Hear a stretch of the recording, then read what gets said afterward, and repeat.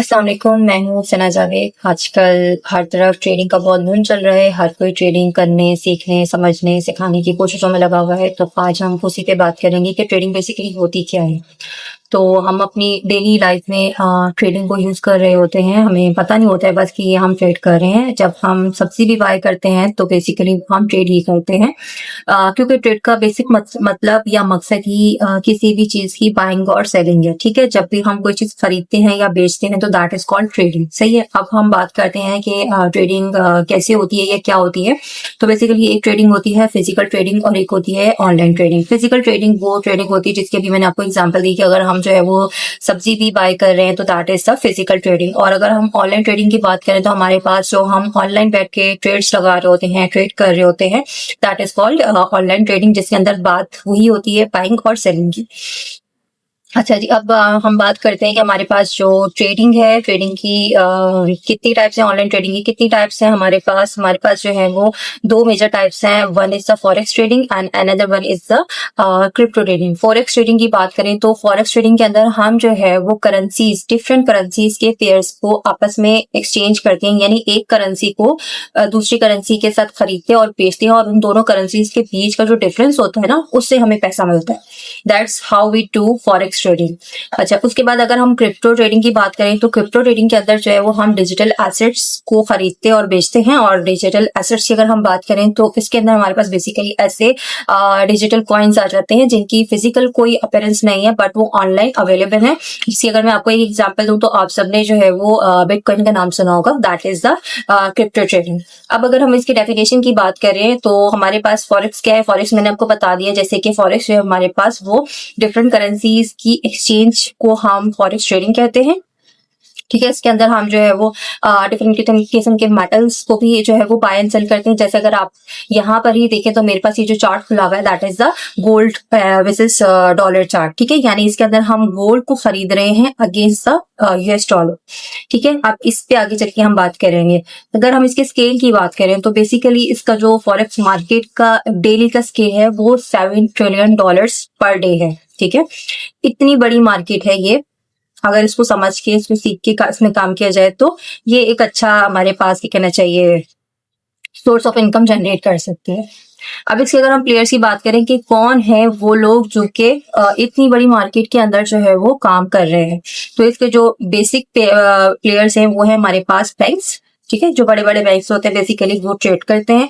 उसके अलावा हमारे पास इंस्टीट्यूट्स होते हैं, ठीक है जी, इंस्टीट्यूट्स एंड बैंक्स। और उसके बाद हमारे पास तीसरे लोग आ जाते हैं जो कि रिटेल ट्रेडर्स होते हैं। रिटेल ट्रेडर्स में आप हैं और जितने भी इंडिविजुअल या छोटे अकाउंट वाले जो ट्रेडर्स हैं वो सारे के सारे रिटेल ट्रेडर्स आ जाते हैं, ठीक है। अगर हम बात करें रिटेल ट्रेडर्स की तो रिटेल ट्रेडर्स पूरी दुनिया के भी अगर हम मिला लें उन सबकी क्वांटिटी को तो वो इस मार्केट का 2% भी नहीं है।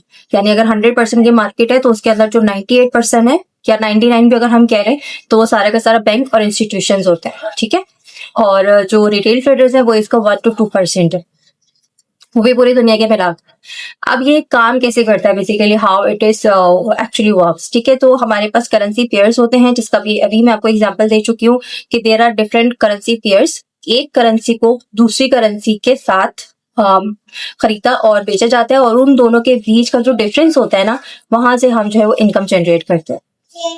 बेस और कोड पहला जो हमारा होगा ना इस पेयर, मतलब से अगर हम इसी पेयर की बात करें तो इस पेयर के अंदर जो हमारे पास पहला जो मेंबर होगा वो हमारा बेस कहलाता है और दूसरा जो है वो कोड कहलाता है।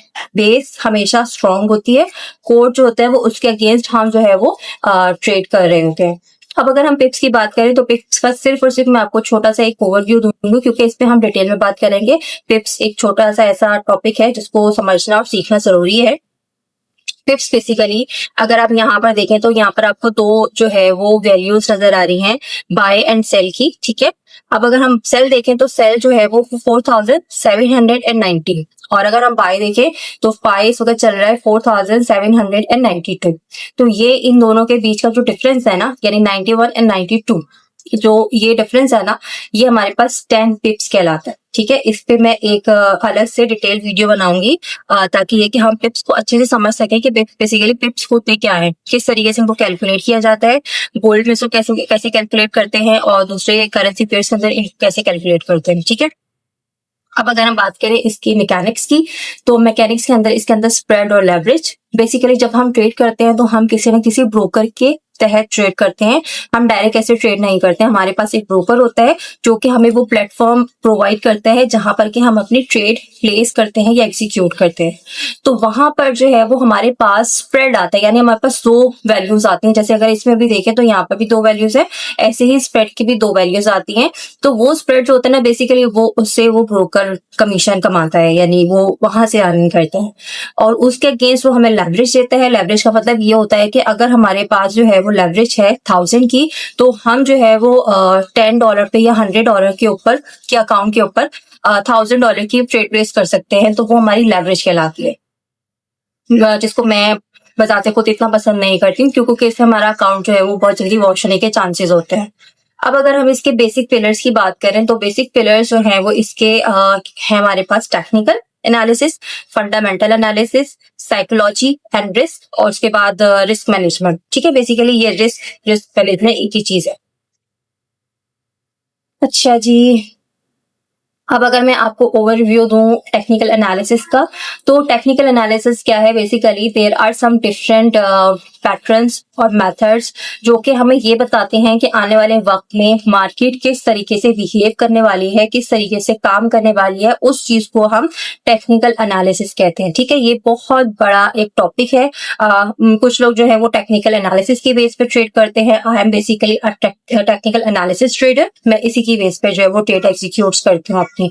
और उसके बाद हमारे पास जो है कुछ लोग चलते हैं फंडामेंटल एनालिसिस के ऊपर। फंडामेंटल एनालिसिस बेसिकली वो न्यूज़ेस होती हैं जिन न्यूज़ेस का मार्केट के ऊपर इम्पैक्ट होता है। ठीक है, कुछ ऐसी न्यूज़ेस होती हैं जिससे कि मार्केट जो है वो उसके अपसाइड जाने के चांसेस होते हैं। कुछ न्यूज़ेस ऐसी होती हैं जिनकी वजह से जो है मार्केट के डाउन पे जाने के चांसेस होते हैं। ठीक है, तो हमारे पास बेसिकली जो है वो फंडामेंटल एनालिसिस न्यूज़ेस होती हैं। आगे चल के हम इसके ऊपर भी डिटेल में बात करेंगे कि ये न्यूज़ हमें कैसे पता चलेगी कि उस न्यूज़ का क्या इम्पैक्ट होने वाला है, वो न्यूज़ जो है वो हमें कैसे कहाँ मिलेगी, किस टाइम पर होगी, ये सारी की सारी चीजें हम डिस्कस करेंगे।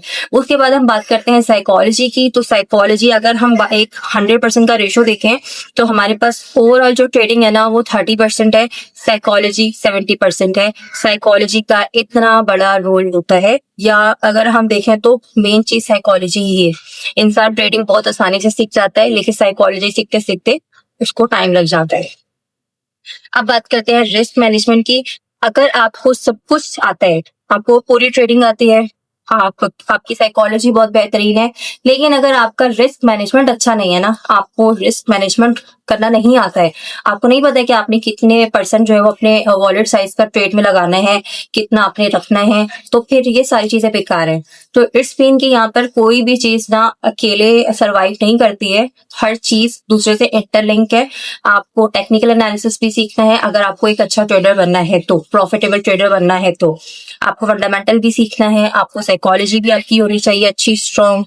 ठीक है, और आपका रिस्क मैनेजमेंट भी अच्छा होना चाहिए। This is all about the over review of trading. ठीक है, तो हम इन सारी चीजों पे पूरा डिटेल के अंदर जो है 1 बाय 1 इन तमाम टॉपिक्स को 1 बाय 1 कवर करेंगे, जिसमें कि हम डिटेल में देखेंगे कि कहाँ पर क्या चीज है। ठीक है, और उसका क्या पर्पस है, क्या फायदा है, ये सारी चीजें हम देखेंगे। Thank you.